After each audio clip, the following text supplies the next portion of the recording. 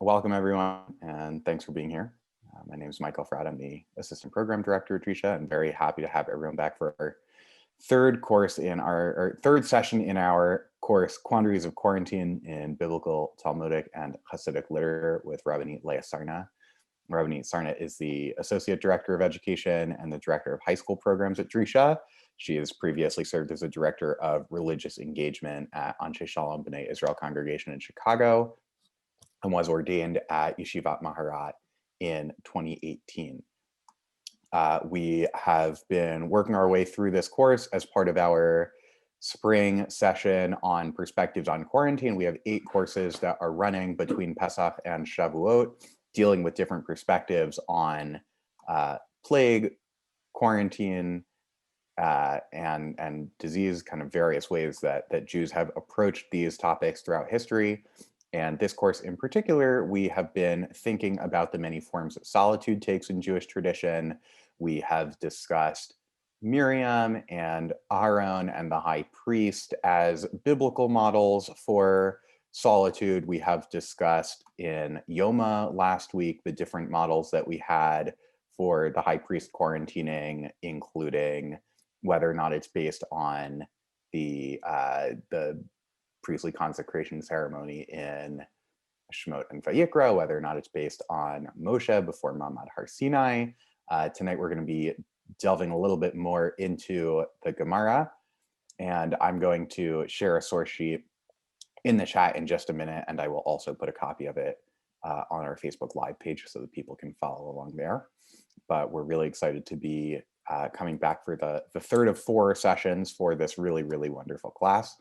A couple of quick notes. We will have a few points where we pause for discussion, but in the meantime, please feel free to use the chat for questions and comments. If you're on Facebook Live, please feel free to put your comments and questions in there, and we'll make sure to relay them to Rabbanit Sarna. We always appreciate it if folks are able to keep their video on. We love being able to look around and see who's in the room. Of course, if that doesn't work for you, we totally understand. We also do appreciate if folks are able to be sure to keep themselves on mute to avoid any background noise or distractions. If any tech questions come up, any behind the scenes issues, please feel free to send me a chat and I will be happy to help. And with that, I think we can go ahead and get started with our learning. Hi, everyone. Welcome back. So, Michael, you actually don't get graded on this, so you don't have to remember every single thing we learned. But that was a very impressive recap of where we've been so far. And the other two reasons, in addition to what Michael pointed out, were that we also looked at Elijah on Mount Carmel, and will be at Horeb, right, following Carmel. Elijah at Horeb, where he encounters the small still voice, but he walks for 40 days in the wilderness to get there, and similarly is kind of fasting the way that Moses fasts at Sinai, and his recreation. And then we also looked at Rabbi Shimon Bar Yochai and his son in the cave, and some of their difficulties both in the cave and then getting out of the cave. But we're going to zoom in this time a little bit on that Rabbi Shimon Bar Yochai in the cave thing, but let's imagine that he's actually not there with his son. So that's what we're talking about today, is like the singular rabbi all by themselves in quarantine. And the Talmud actually has, and we may have actually like approached our source sheet a little bit out of order. I had it when I sent out the source sheet, I had like a certain order in mind, and now I'm thinking that we might do it a little bit in a different order, which is that the Talmud has some not so nice things to say about rabbis who learn Torah on their own. But then we'll see that other places, they actually do have kind of nice things to say about rabbis who learn Torah on their own. And then, so we'll be in that conversation for the beginning. And that'll be centered around a verse from Eicha, Yeshiv Badav Yidom, from the third chapter of Eicha, about the person who sits by themselves. And in that case, it's kind of in their existential crisis / mourning of the Book of Lamentations. And then, so we'll be in that conversation first, and then we'll transition into, this is actually a Gemara that I give an entire shiur just on this Gemara. It's an amazing Gemara from the end of Ketubot. It's a series of stories about bribery, but bribery not in the classical sense of I give you money so that you'll rule in my favor, but other kinds, non-monetary kinds of bribery, a term called shochad devarim, bribery of things or bribery of words. And I usually teach this text in the context of bias and just talking about what are our responsibilities vis-a-vis tackling our own biases. But today we're going to be looking at it. I mean, you can't, in my opinion at least, you can't look at the Gemara and not see that conversation. But we're going to be kind of speeding through that to the end of the Gemara, where we have a rabbi who tackles his biases by sitting in a box by himself. And then we'll see Elijah the prophet, who we saw by himself at Horeb. And then we saw telling Rabbi Shimon Bar Yochai and his son, you can come out now, but wrongly potentially, right? Because then Elijah, if we remember from last week, right? Elijah tells them you can come out, and they go out and then they burn the world with their eyeballs. And then a bat kol, right? Elijah is fired, and it's actually a bat kol who comes to tell them you have to go back in, and then a bat kol that tells them that they can come out at the end. So we have Elijah kind of wrongly dismissing Rabbi Shimon Bar Yochai from his cave.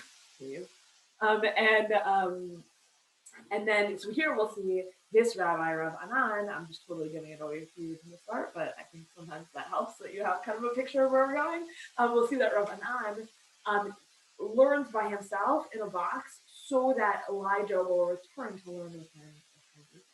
So this figure of Elijah has been playing, and so we'll do a little bit of reflecting on the end about why Elijah plays such a strong role in this particular question of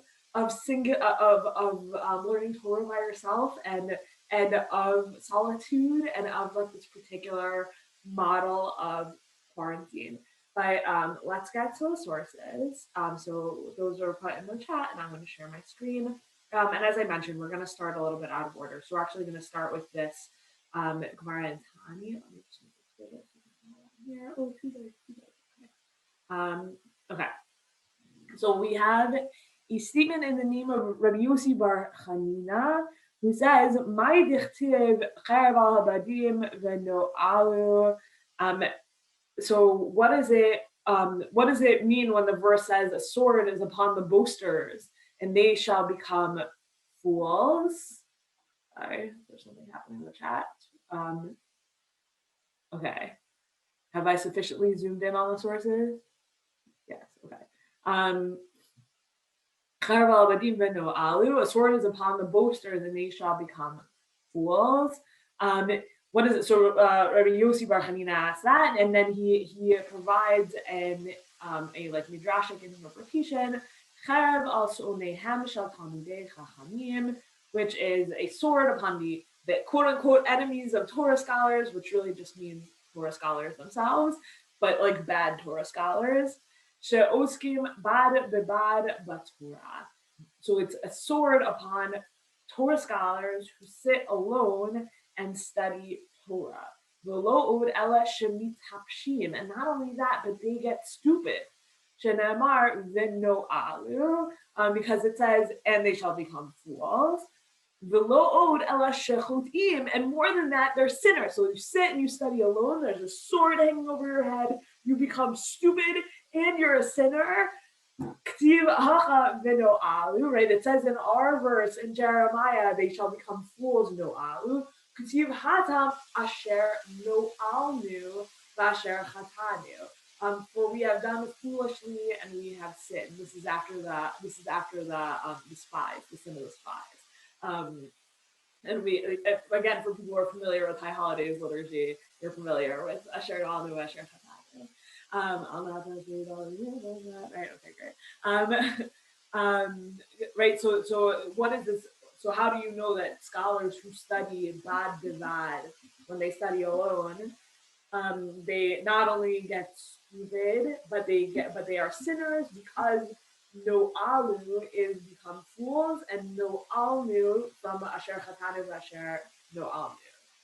That done foolishly and sin, so that and sin gets transported back into our situation. So if I said to you, based on this Gemara and Tani, like, studying Torah alone, is it okay? You would be like, absolutely not. You will ruin the Torah, and a sword hangs over you, and you'll become stupid, and you'll be a sinner. And that is a really strong argument for chavrusa study, if there ever was one, right? And if I said to you, okay, so Rabbi Shimon Bar Yochai and his son, did they violate this? You'd be like, no, they learned together. And in fact, right, in that story, they say, like, the two, you and I are sufficient for the whole world, right? They say that between the two of them, because their Torah study together between the two of them would suffice. And so the Gemara and Tani looks at their quarantine and says, okay, but now I want to ask a different question, which is, what if you're really all alone? What if you're really, really all alone? And I think, that difference between 2 and 1 has been something that people in this past year have felt very acutely. I know that when COVID kind of began, I was working at a synagogue, and it was a synagogue with a lot of young professionals and a lot of people who were single.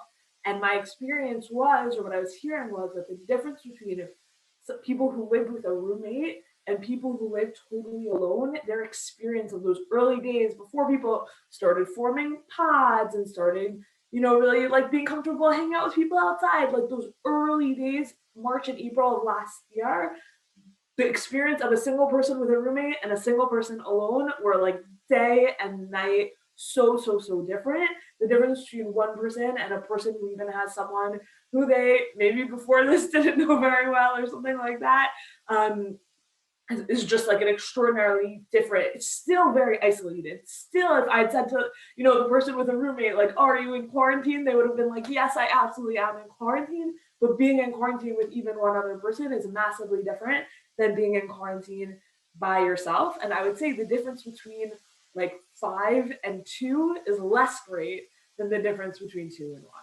1. And so just that distinction between like any human contact and no human contact is like other than yourself is just a massive chasm, and one that we'll kind of be talking about today. But and that'll be like the first half of this is kind of going to be about what can it be, and the question that we're going to be looking at is this question of like, can it actually be okay to be alone? Is there a world in which it's okay to be alone, or even purposeful to be alone? And if you're going to say like, absolutely not, it is awful, it is irredeemable, like here's your Gemara that is with you. Like this Gemara Tani is like, yes, absolutely, it is soul crushing, it is awful. But there is another voice. And I would say that there are also people who would say, I would prefer to be alone than with someone else because they're just going to bother me. And I would actually prefer to be alone. And those people also exist. And so what those people might look at are some of these other sources. So where we're going to center the conversation is this verse in Eicha Yeshiv Badad V'Yom Kinat Ha'alav. Let him sit alone and be patient when he, God, has laid it upon him. I brought just the rest of the little stanza. Chapter 3 of Eicha is alphabetical, and so I brought all the yuds. So it's Yeshiv Badad V'Yom Kinat Ha'alav Yitem V'Afar Pilu Ulai Yishtifa Yitem L'Makei Lechi Yisba B'Cherpa. Let him put his mouth to the dust, there may yet be hope. Let him offer his cheek to the smiter.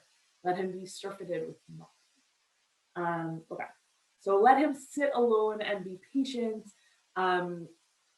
When we hear Veyidom, that brings to our mind kind of 2 other verses maybe that are very beloved. So the first one is from just a few weeks ago in the Parsha, Veyidom Aharon, right? Aaron was silent after his son's death, and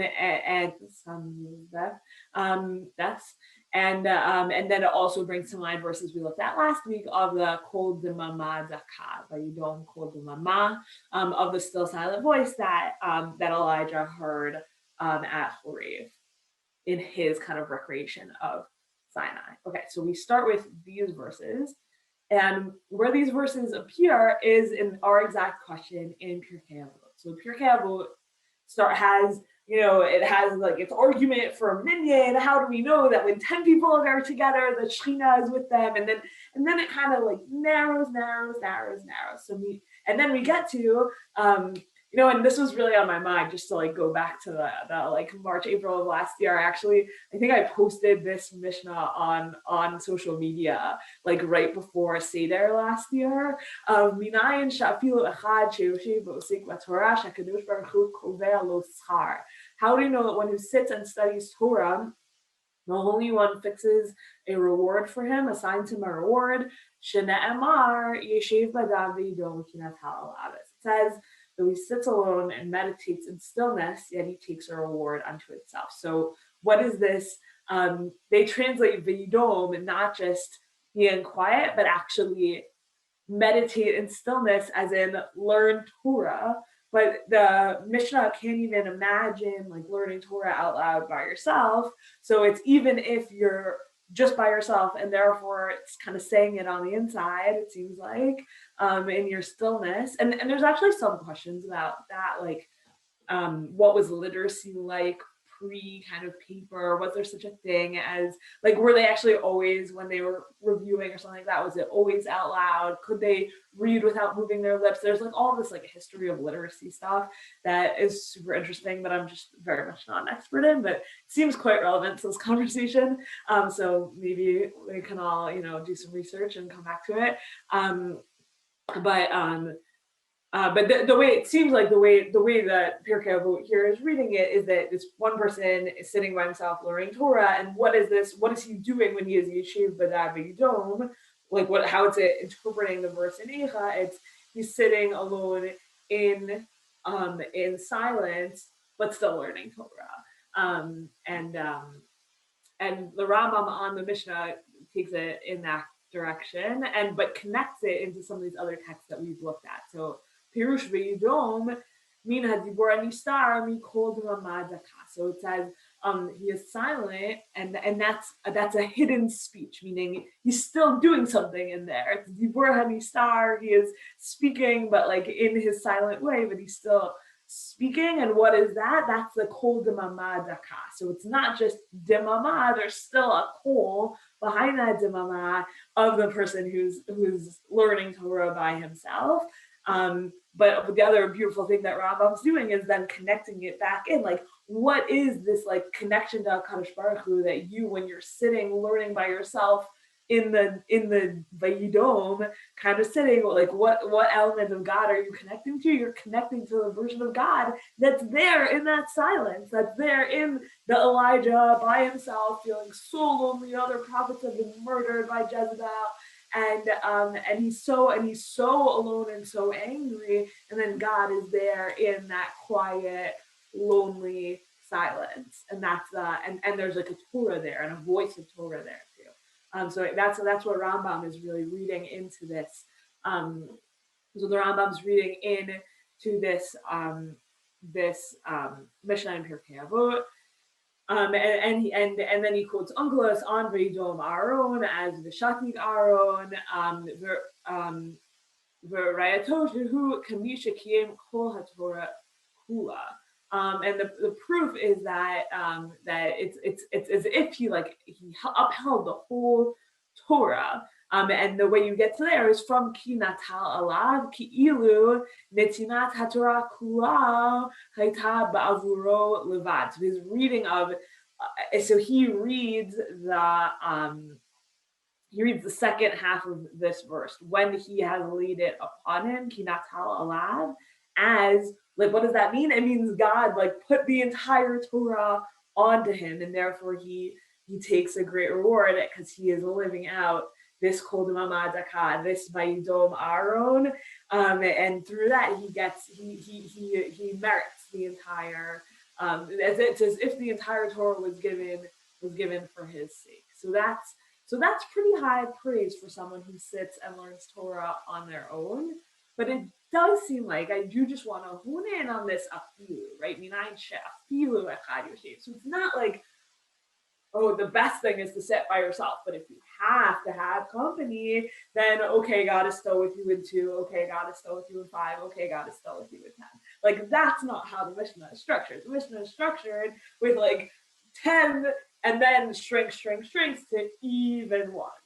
So I don't want you to like get the wrong impression that like, even though Rambam has these very glowing words for this person who learns Torah by himself, it would be like I think it would be like a pretty serious, either like a misread of the Mishnah or a very creative read of the Mishnah to say that yes, like it's the best to be alone and learn Torah by yourself. I don't think that's a very difficult read, but you can still like have a very fruitful learning on your own. And the other thing I wanted to look at with regards to this Mishnah is the Avot Rebbe Nachman on it.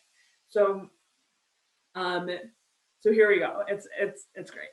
Yachid Yoshev Osif Latras Charo Mitkabel Memarom. So the Avot Rebbe Nachman has a slightly different version of the Mishnah. It says an individual who sits and engages in Torah, his reward is accrued on high. Let him sit alone in silence, for God has placed it on him. So what he, in the context of this Avot Rebbe Nachman, what did God place on him? God placed on him the schar, like the reward, it seems. And then Mashlu Mashal Lamaha Davar Dumeh, they gave a parable. To what can it be compared? Le'achad Shayalo Ben Katan, a person who has a young son, and he leaves his son at home and he goes out, the father goes out to the marketplace. Amad, the son gets up, and he gets a scroll, and he places it on his knees. Yoshiv v'hugeba, and he sits and he is studying it. Kevan sheba aviv minashuk amar re'u b'nia katan shehinachtiv v'yatati l'shuk ma oseh me'atmo Lamad v'natalta megillah v'nichav bracha v'haya yoshev v'lomid. Look, everyone, my little son, I left him, I had to go to the marketplace. What did he do all on his own? He learned, he grabbed the Megillah, he put it on his knees, and he was sitting, and he was learning it. And then we kind of like zoom back out of the story. We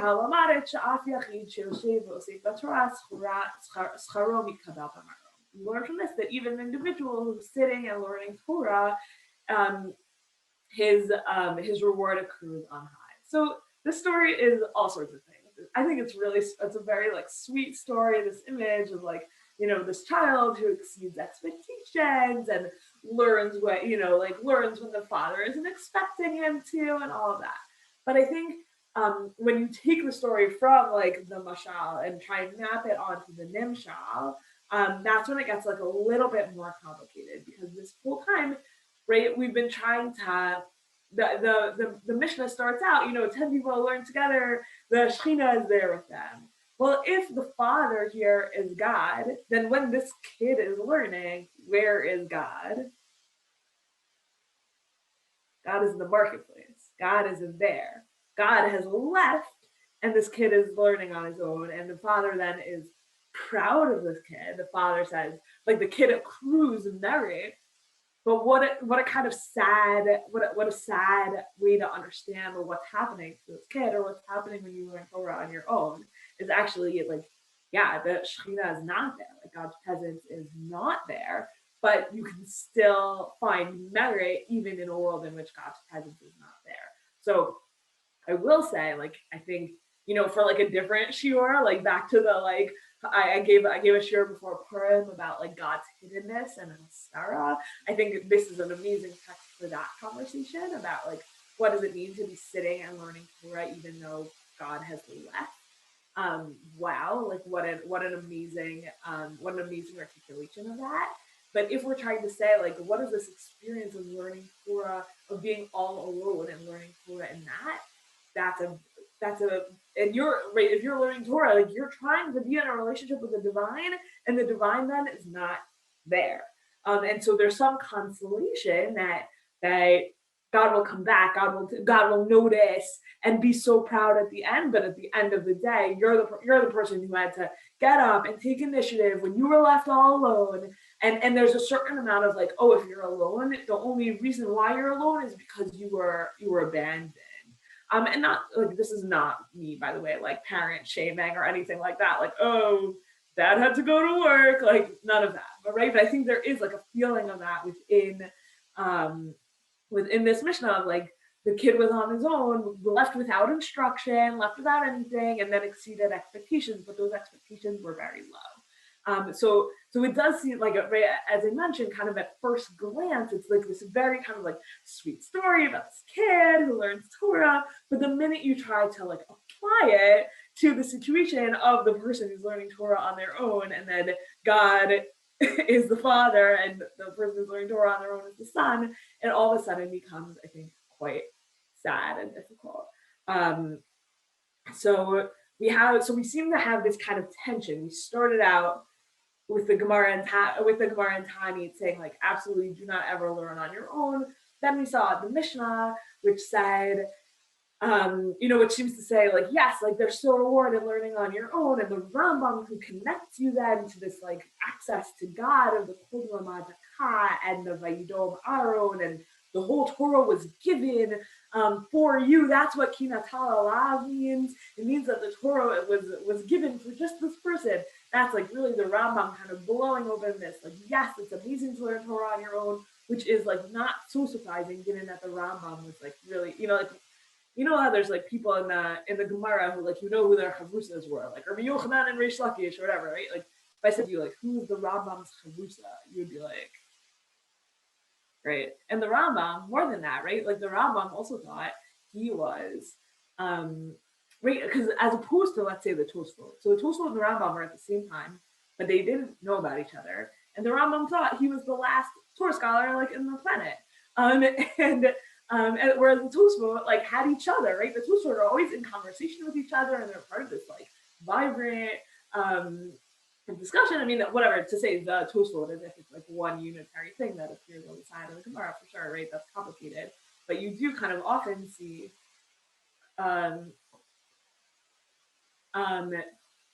but you do kind of, I'll get to you in a second, but you do kind of often see Tosfot really, yes, in conversation with each other, and the Rambam never. And it, like, right, again, like pause and think about it for a second, that like if you said like, who is the Rambam's chavrusa, the answer is like absolutely nobody. And that, so of course the Rambam is then gonna come to say, yes, like I am Aaron, I am Elijah, the guy who learns Torah by himself, like yeah, go him. And that's an important voice to like have within our Masorah, obviously. But it's kind of a unique voice compared to where some of our more traditional texts are, including this Avot Rabbi Natan. But what Yehudis pointed out in the chat, and I don't know whether that was to everyone or just to me. Let me just read it out. It was to everyone, but Yehudis pointed out Avot Rabbi Natan seems to contradict other Pirkei Avot quote, which says, right, wherever my name is mentioned, Avo Elecha Verachticha, right? Wherever my name is mentioned, I will come to you and bless you. Meaning that like the father has never gone to the marketplace, right? That's the point that you're making. Yeah, I mean, absolutely right. So there is, but I do think you can kind of experience it in both ways, and that both of those experiences were even things that people kind of in our communities have experienced in this past year of the one person who said, yes, I'm by myself and it's totally fine, and God is here with me, and God has come to bless my sitting solitary Shabbos table, and that's okay, versus the person who says, who experiences the Avot Rabbi Natan version of I'm alone here with my Haggadah, or here, reading the Parsha or whatever, and like God has gone somewhere else. And I mean, one of the things that's really amazing about the Jewish library is that we can find voices for both of those in a really authentic way. That's obviously something that we really love about the Torah. Great. So I want to move on, unless if people have comments about any of the stuff we've done so far. That's kind of like part one of the shiur.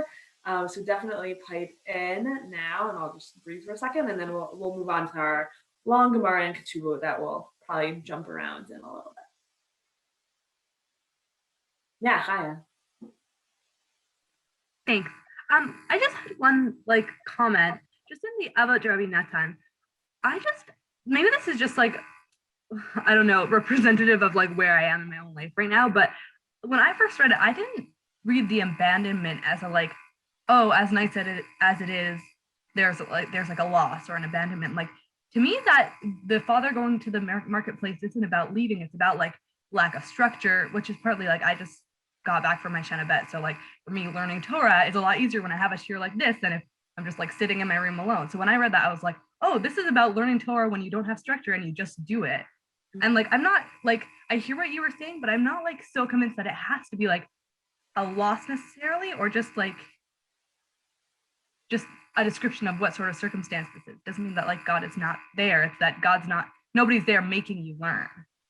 Doesn't mean God is there. Interesting. Wait, so stay with me for a second, Haya. When you read like the nimshal of this mashal, do you still think that the father is God? The father still represents God, right? Yeah.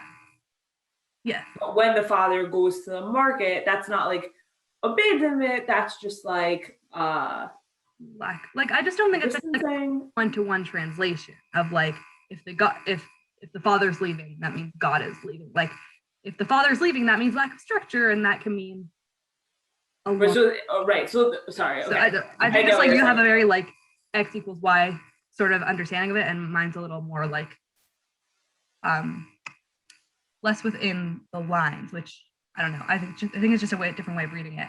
Yeah, I think the way you're reading it, which is a good read, is I would read like father equals God. Father goes to Shuk, God goes to Shuk. And you would say father goes to Shuk, God doesn't provide structure. Right.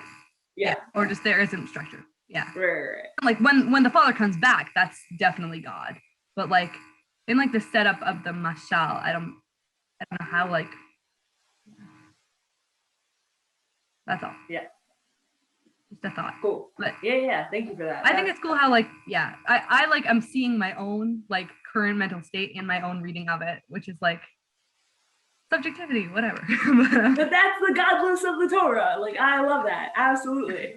Amazing. Yehuda, so look before like you had something to say about this. Just guessing. No, nothing. Elizabeth, anything from you?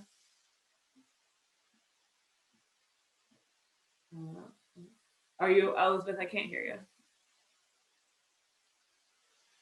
Let's give Elizabeth a second. Sorry. Okay. Yeah, I just put it in the chat. Like, I was just sort of going along with what Chaya was saying. Like, it could be that the father just has to take care of other responsibilities, but still loves and cares, but can't be present at that particular moment, like deeply engaged in you so deeply, but still cares and just is attending to other things or other people or other worldly needs. But not gone, not necessarily like gone because abandonment sounds like punishment, and I guess I wouldn't want to read this as abandonment because of punishment. Of course, the eicha, that reeks of punishment, but I'm not sure that I don't know if if about Rabbi Nachman is sitting in that eicha or like just taking it in a whole new direction to talk about Torah study.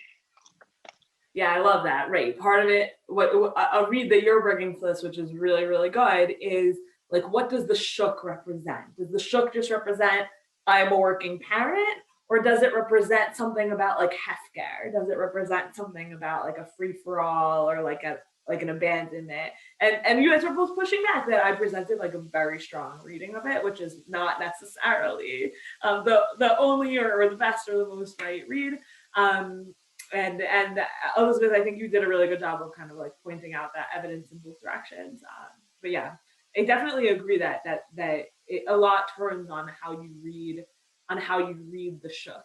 And right, because it could have been, the father went to like Medinat Hayam, like the father went, somewhere really much further away, and that would be completely within the like midrashic mashal corpus of possibilities, and that would be a much more kind of much greater representation of abandonment. And like the father goes, it's clearly local because he comes back and his son is still learning. So it's not, he didn't go very far, even if he, even if he had to leave. So definitely, I definitely hear what you have to say. Okay, good. That was right. Okay. let's keep going into this Gemara. So I added in these Arabic numerals in the English and the Hebrew on the source sheet here for source number 6, because we're not going to do all of them, but those are my addition and not. If you open up the Gemara at 62.105b, you will not find these Arabic numerals inside of it.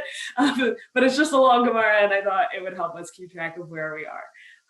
Okay, so the pasuk says actually in 2 different places, but it's basically identical verses.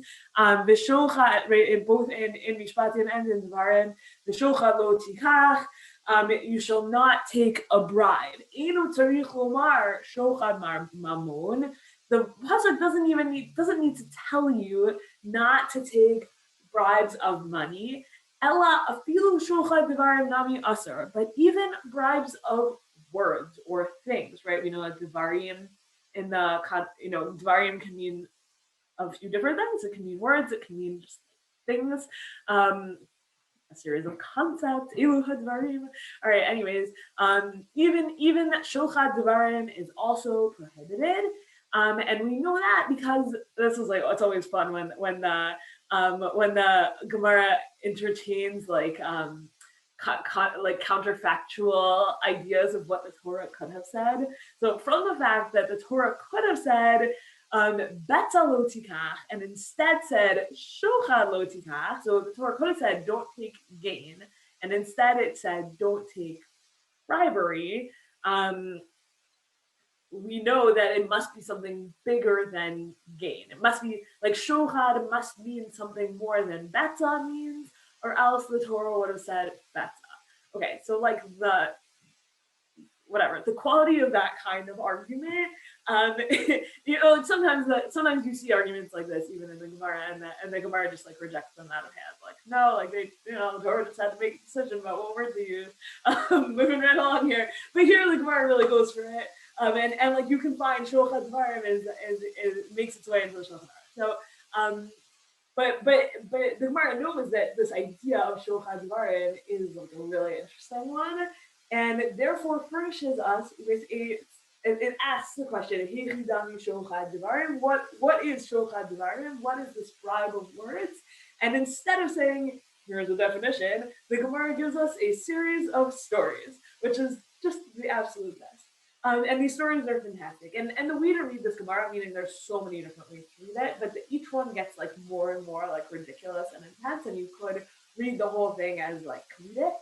And so definitely I want you to like just come into this open set, and it has a very different feel than like any of this. We've been doing a lot of really heavy stuff the last couple of days, and so I just want to like ease the transition from the like abandoned child to like the Gemara telling like mildly humorous stories, by just warning you that that's where we're going. I don't have any better way of like using that transition, but hopefully no one's in too vulnerable place right now. Okay, so what are we understanding by a bribe of words? Here's story number 1. Like a thing that happened to Shmuel, Avar ben Mavra, he was crossing a river on a board. So like you have like a little like board bridge thing. Atu Gavra, a man comes by, and he offers him a hand.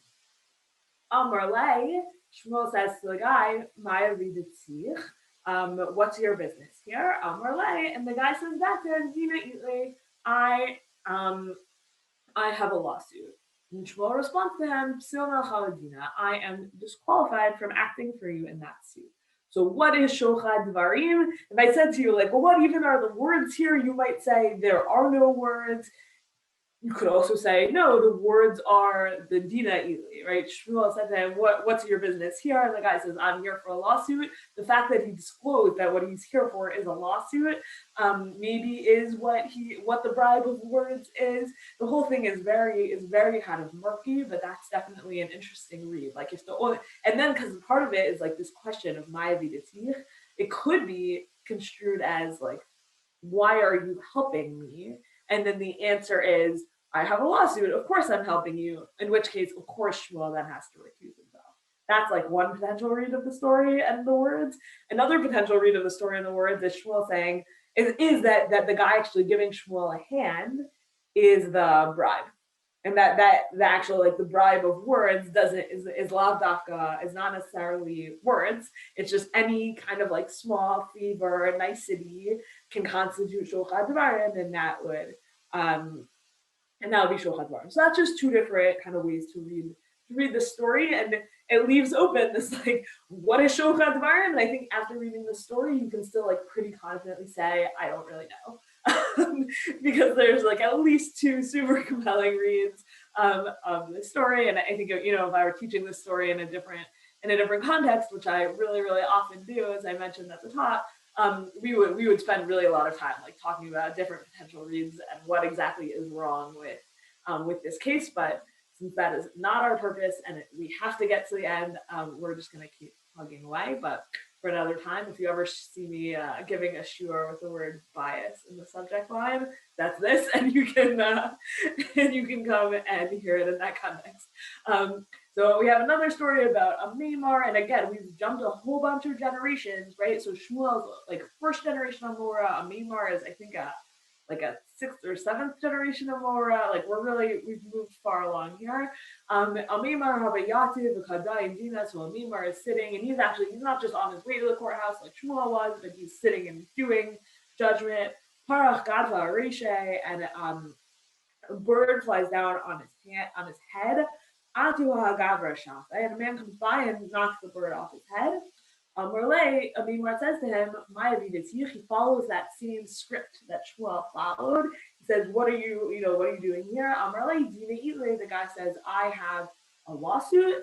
And Abimar responds back to him, I'm not allowed to, I have to recuse myself. I'm disqualified from being your judge. And, that's kind of interesting because situationally, even if you thought Shmuel didn't actually need to recuse himself, you might think a Mamar still does, because a Mamar is literally sitting, Yativ B'Kadai and Dina, a Mamar is sitting in a courtroom and someone does something nice for him. Like he's really like in the like lawsuit state of mind. So you might think that a Mamar did the right thing, even if Shmuel kind of like was overly enthusiastic about disqualifying himself.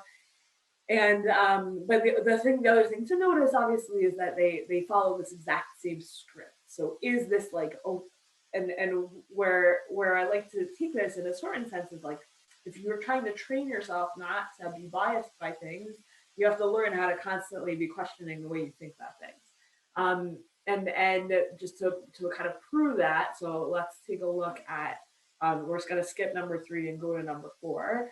And so here's Rabbi Shimon Bar Yochai, and he has a sharecropper. So a sharecropper is a person who lives on your land and farms your land and then pays you a portion of their produce. So their rent is a portion of the produce that they grow off of your property. So that's what a sharecropper is. So Rabbi Shimon Bar Yochai has a sharecropper, and his sharecropper would bring him a basket full of produce every Friday. So a regular Risei Dabu Maitile Choma Le Shavda Kanta the Peri Yom Achada Aitile Beheva Shavda. But then one week the sharecropper brings it on a Thursday.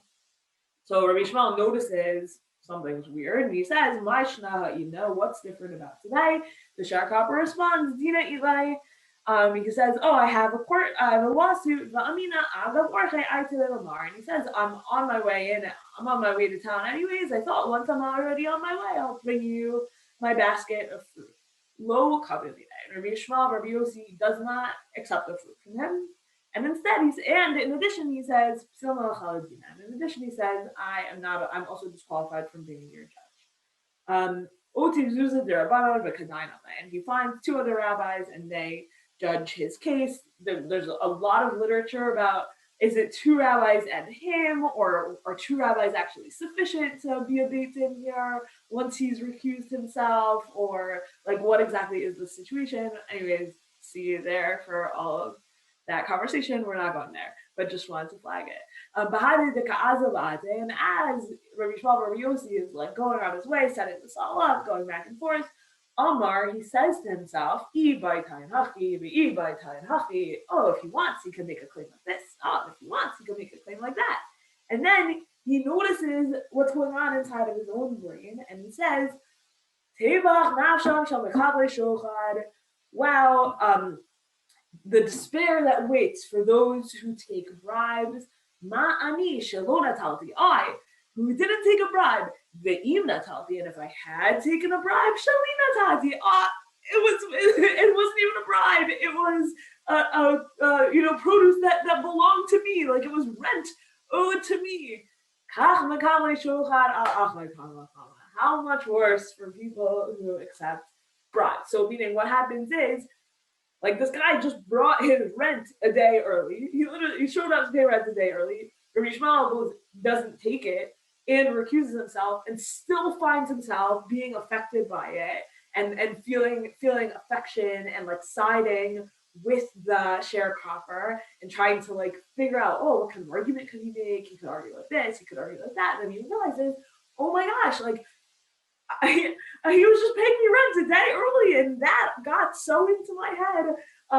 Wow, I'm so glad I didn't take it, and wow, and how much worse for people who really do take bribes. That's the power of bribery. It really does get into your head. So that level of kind of self-awareness from Rabbi Shimon Bar Yochai about how easy it is for he himself to experience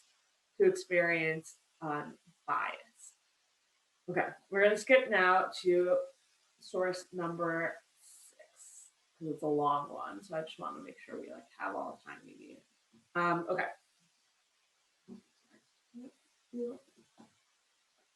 Okay, so Rav Anan. So now we're up to Rav Anan. He's our guy who's going to be sitting in a box by himself. So I feel like how Gavra Kanta de Gildene.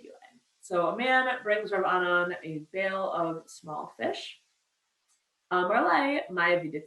It's the same classic question.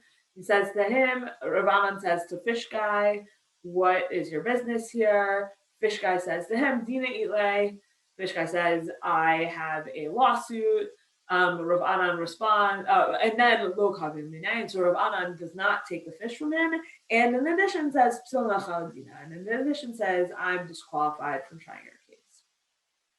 Fish guy says back to Rav Anan, Dina Damar Lo Ba'inan. I am not asking you to decide in my law to be my judge for my lawsuit. Kabule Lakabil Mar. But I do want you to take my fish, because I want to fulfill the mitzvah of bringing bikurim.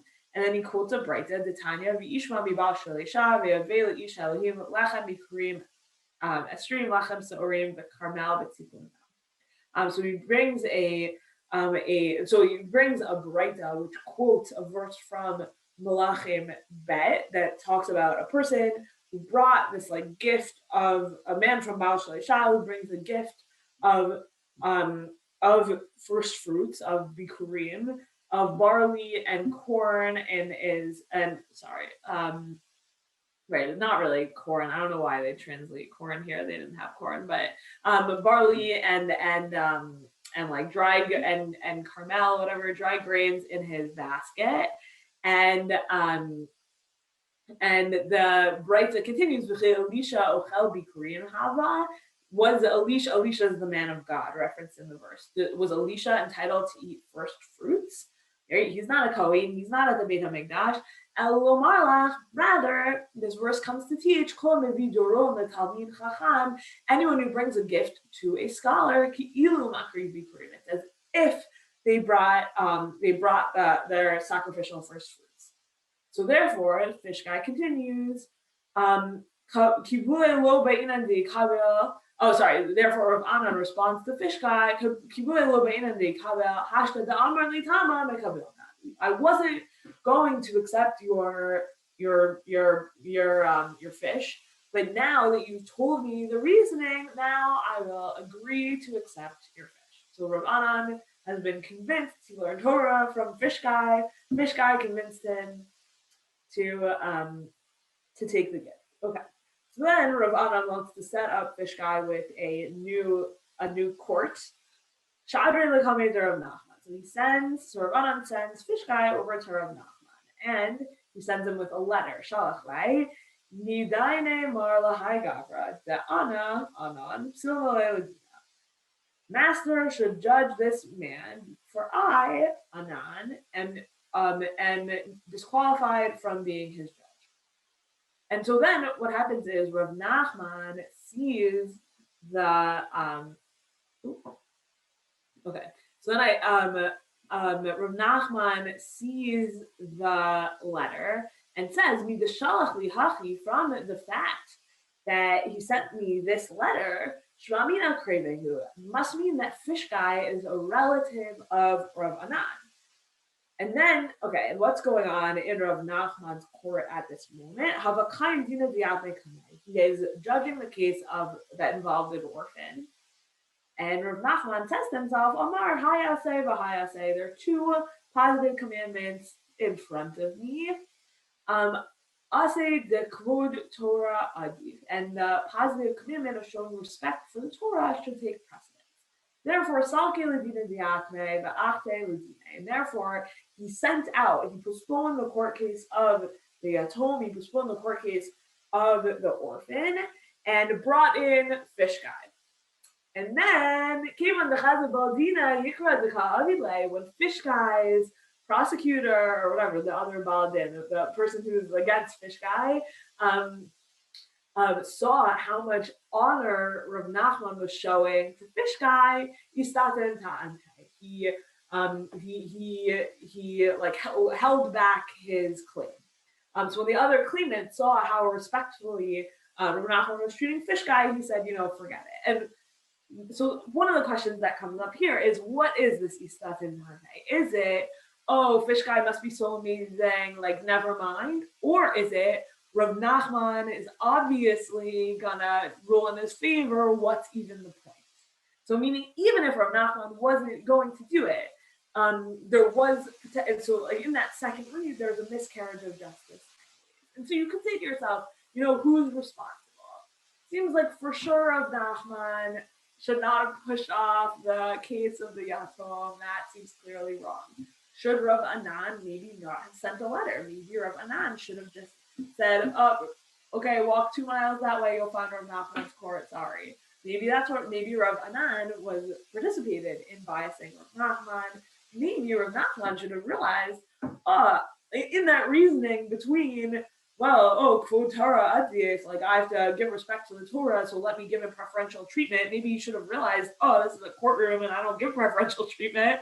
There's a lot of people who maybe did wrong things here. It's very hard to really fully say, like, is Rav Anan the person who did the most wrong? You might say, yeah, he shouldn't have written the letter, or maybe he only wrote the letter because he was so taken by fish guy's Torah, or he only wrote the letter because he loved little fish. I don't know, you could say a lot of things like that, but it doesn't seem like Rav Anan is like the most at fault here.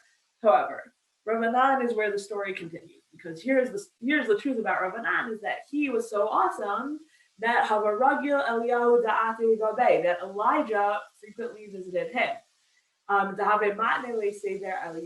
this teaching, the order of Eliyahu, which is a set of midrashim. But once Rav Anan was entangled in this whole situation, Eliyahu Hanavi left. Yativ v'ta'anita, Rav Anan sat and fasted, uva'arachne va'ata, and then he prayed for God's mercy, and then Elijah came back. He ata hava mivayit le'vute, and when Elijah came back, he terrified Rav Anan. Va'avad tevota v'yatziv chamei, and he built himself a box, and he sat before Elijah until Elijah concluded the entire thing. And that's how we know. That's how we have two sets of midrashim of Seder Eliyahu, a big one and a small one from before this thing happened, one from after this thing happened. So you might say, Rabbanit Leah, he's not actually sitting by himself; he's sitting with Elijah. So that kind of is a good question.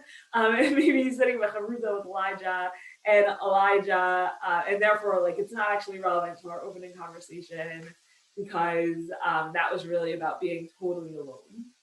So the question is really who you think Elijah is in this story. Is Elijah a person? Is Elijah an emissary of God?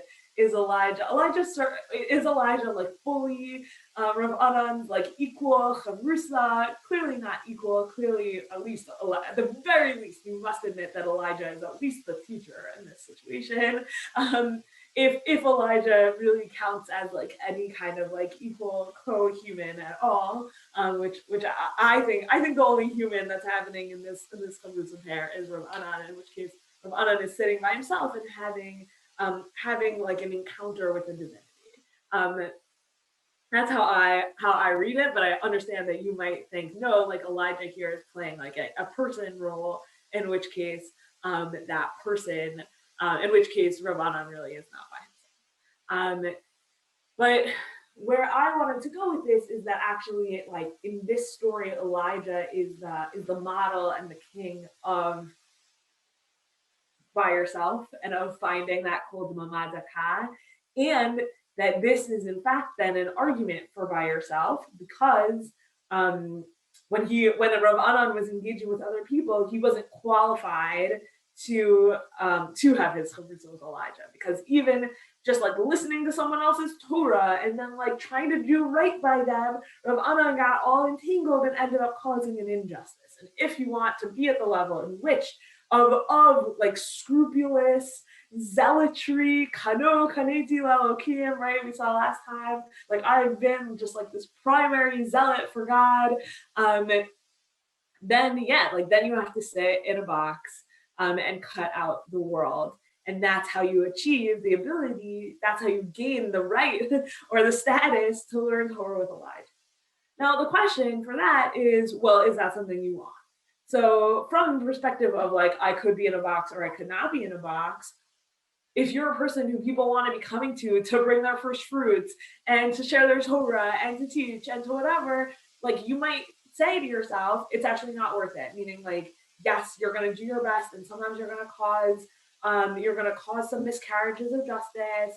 And that's just what being a human is about. But ultimately, like worse miscarriages of justice are going to happen if you sit in a box and don't do any justice and don't judge people at all than would happen if you're out there if you're out there in the world, and sometimes there's consequences. So like meaning you might, so like when I normally teach this shiur, that's where we go of like bias, like guarding yourself from all bias would involve you sitting in a box and not actually helping and engaging with the world. And maybe it's even like meant to be hilarious, like, oh, like you do your best and like all these crazy things happen anyway. And not to say completely give up on being biased, but to say that the best way to not be biased is to be constantly just questioning yourself and questioning people around you and just making sure that you're not actually getting, and self-awareness is then the practice of protecting yourself from bias and not a box. However, in our shiur today, we're curious about the box. So, because the question is not, should I build a box? But if I'm in a box, what is my potential? And what is the potential of that box? And I think then, in that context, this is very interesting. Because what is the potential of the box? The potential of the box is actually a level of purity that you can't achieve when you are interacting with people and taking their fish from them and learning their Torah from them and potentially causing damage to them. Well, if you're not around people, you can't cause that damage. So we actually have this ability to achieve like zealot level damage. And the Eliyahu loves the zealots, right? Eliyahu loves the Rabbi Shimon Bar Yochai. He himself, he describes himself as a zealot. And here he turns Rav Anan into a zealot. And that in that moment of sitting in a box enable you to achieve that level of purity that our tradition is not 100% behind. Meaning, I think there's a reason why the Nazir has to like signal himself out. Like, yeah, I'm going above and beyond, but I'm also gonna look like a wild mountain man. And I'm gonna and I can't just pretend like, oh, I'm normal. Like I'm not normal. I'm a Nazir. I think that's really how our tradition approaches a lot of this like zealotry in general. But like what we're seeing here is that this model of quarantine opens up an opportunity for purity. And we're going to see next week, we're going to see Rabbi Nachman, and also my chair here, and we can talk about this. And I'll take a look at the chat because I know there's been some stuff happening in there. But we'll see. We'll see Rabbi Nachman of Breslov like really digging into that potential for purity that comes with solitude. Okay, so I'm just gonna quickly read some of the stuff that was happening in the chat. 1 second ago, Kaya, it looks like you shared some Torah. I've heard about studies proving that doctors tend to prescribe medications more often if they ever went to a conference sponsored by that drug company, even if there were no presentations about the drug, and even if they know it creates bias and are vigilant about it. Yeah, bias is really insidious. It's really intense how that works. Yeah, wow, that's an amazing study. I would love to read that. And Yehuda says, like when Eliyahu stayed by himself when he thought Bnei Yisrael was faulty in his time, right? So he was trying to say, like, if I'm going to be at my level of purity, I have to be far away from everyone else.